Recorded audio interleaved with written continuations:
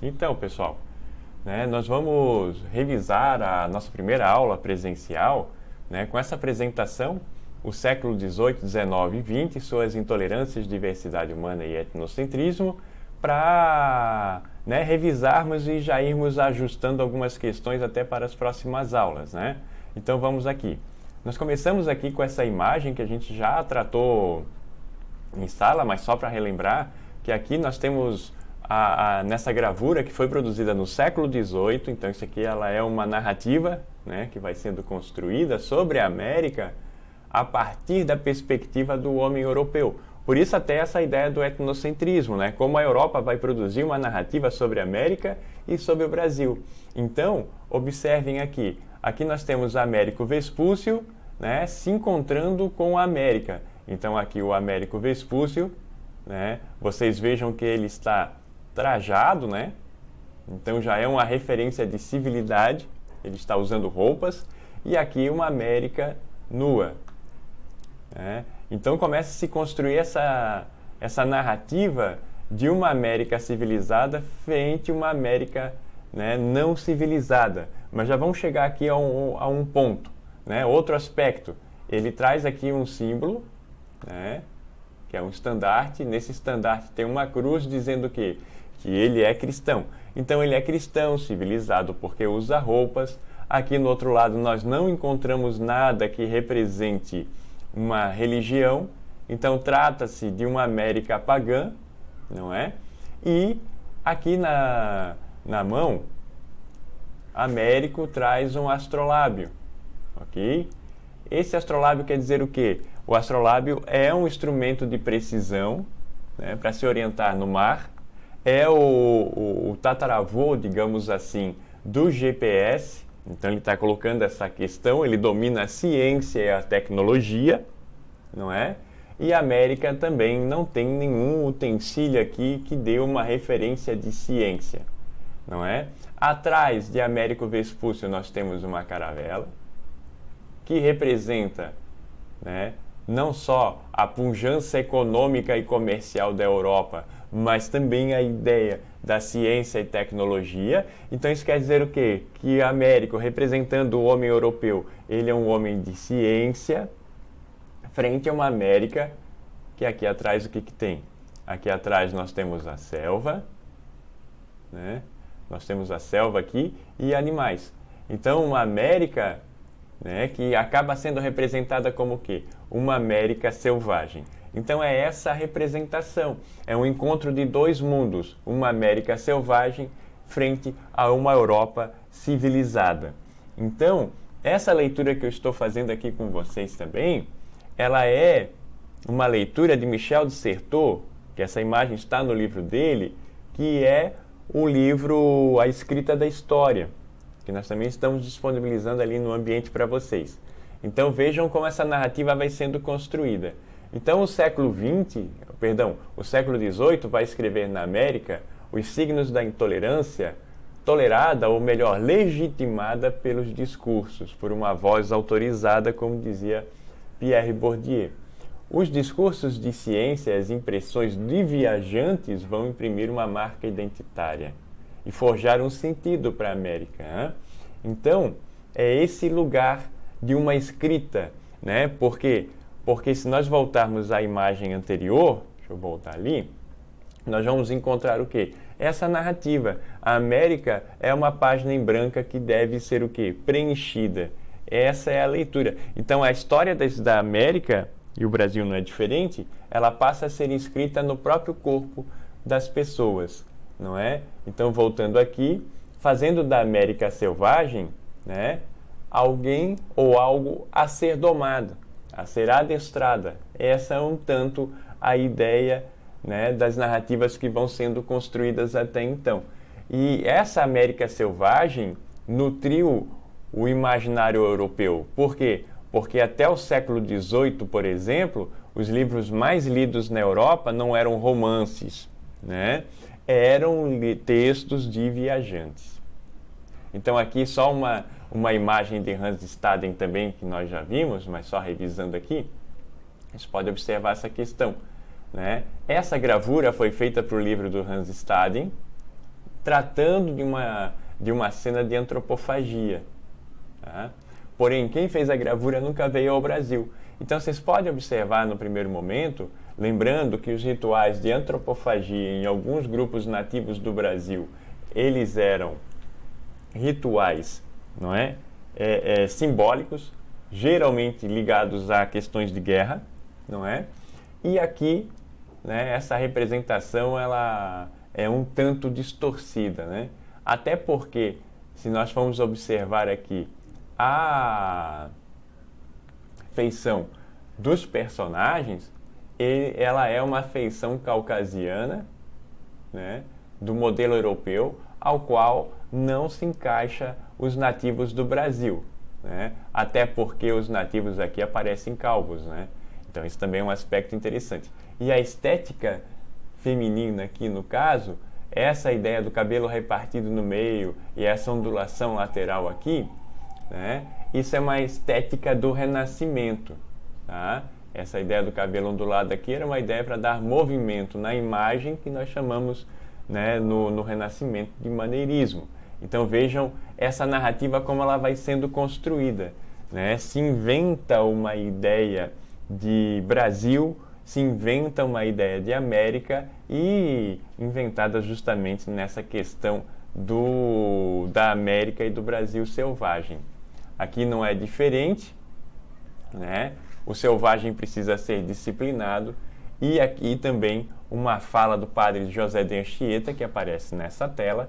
Aqui é uma fala dele, dizendo que as mulheres caminham nuas, elas não sabem se negar a nenhum, mas até mesmo elas atacam e importunam os homens, se deitam com eles nas redes, porque têm por honra dormir com um cristão.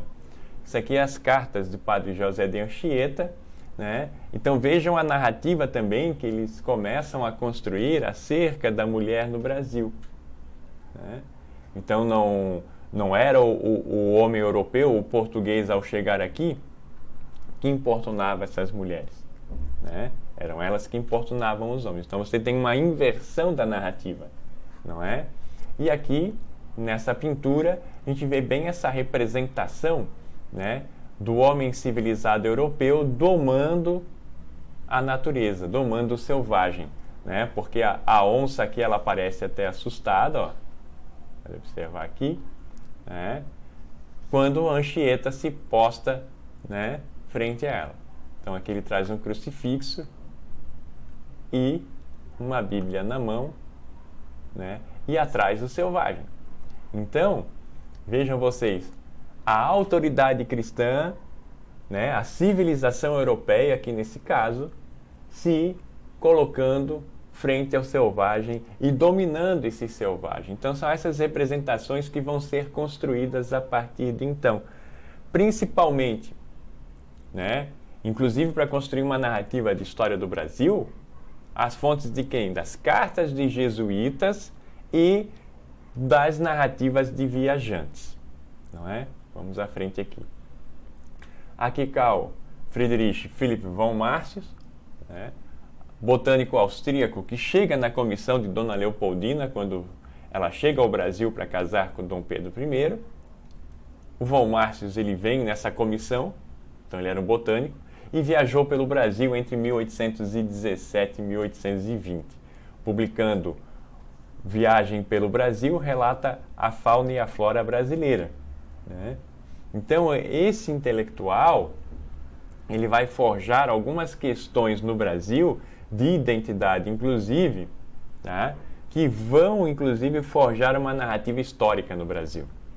E ele ganhou concursos de monografias do Instituto Histórico e Geográfico Brasileiro com a monografia Como se deve escrever a história do Brasil. Aqui, simplesmente, ele vai criar essa narrativa. Quando é que começa a história do Brasil? Com a chegada do colonizador, dos portugueses. E aí começa a história do Brasil colonial e aquela época, né, século XIX, história do Brasil imperial. Após a proclamação da República, então, vai se acrescentar, né, o Brasil República. Mas ele vai construir essa narrativa. E também, vejam aqui, são gravuras dele, né? Aqui são gravuras de von Martius, né? Então ele desenhava muito bem, porque essa época que a fotografia não existia ainda, então ele tinha, né, que desenhar muito bem. Então aqui desenhando os animais, então a fauna, vai desenhar a flora também, mas ele vai trabalhar dentro de uma visão o quê? Né? Ele é um homem de seu tempo, então um europeu, ele trabalhou dentro de uma visão eurocêntrica, né? Isso é importante a gente ressaltar, assim como vários europeus que vão vir ao Brasil e outras partes do mundo, a perspectiva era eurocêntrica, e ele começa a construir um diagnóstico, aqui uma gravura onde ele vai, né, desenhar, descrever uma paisagem natural. Mas ele vai dizer que a contribuição, ou melhor, a única contribuição que o Brasil tinha para o mundo civilizado, era a natureza. Aqui ele começa a constituir uma condição de identidade que é muito forte, que é essa ideia do Brasil ser natureza. Isso está, vamos dizer assim, impregnado numa ideia de cultura brasileira, identidade nacional, ainda hoje. Né? Ainda hoje nós encontramos esse tipo de situação. Né? Mas ele vai formular, sobretudo, a ideia das três raças. Então, a ideia das três raças, que o Brasil foi constituído, né, pelos portugueses, pelos indígenas, né, e pelos africanos, nasce com von Martius. A questão é qual o sentido que ele vai dar para essa condição. Aí é que está. Porque dos nativos, vejam aqui uma gravura dele sobre os nativos do Brasil. Vocês viram anteriormente que ele desenhava muito bem, mas a forma como ele desenha os nativos do Brasil, né, é um tanto desproporcional. Né? Vocês podem observar que parecem até aqueles trogloditas, né, que aparecem muitas vezes em desenhos animados e etc., né, e não a feição dos nativos do Brasil, dos nossos indígenas. Então vejam, e dos nativos, ele vai se basear no conceito de degeneração natural de Cornelius de Paul, ok? Então, aonde ele dizia que, né, o indígena brasileiro, ele não tinha nenhuma condição de perfeição, nenhuma condição de progresso, né, ou de perfectibilidade, uma expressão usada na época, né? Então, para ele, para o von Martius, os indígenas aqui no Brasil iriam desaparecer, né, degenerar. Então, vejam a narrativa que vai sendo construída, né? E com relação aos negros no Brasil, aqui ele vai descrever também uma cena de Lundum. Aí vocês podem observar também a expressão dos participantes. Aqui tem uma narrativa também que vai se construindo, não é? E ele defendia a escravidão porque acreditava que ela seria uma possibilidade de aperfeiçoamento racial. Então vejam a narrativa como vai sendo construída. E da junção dessas três raças, então, o que von Martius vai dizer? Que o Brasil era composto por uma sub-raça e que de bom ele teria apenas, né, o Brasil teria apenas de bom a oferecer ao mundo civilizado a natureza, ok? Então essa aula aqui nós vamos parar aqui na nossa revisão e na próxima, né, nós vamos seguir aqui com Francisco Adolfo Van Hagen, que inclusive é o tema do nosso texto número 1, ok? Grande abraço a todos.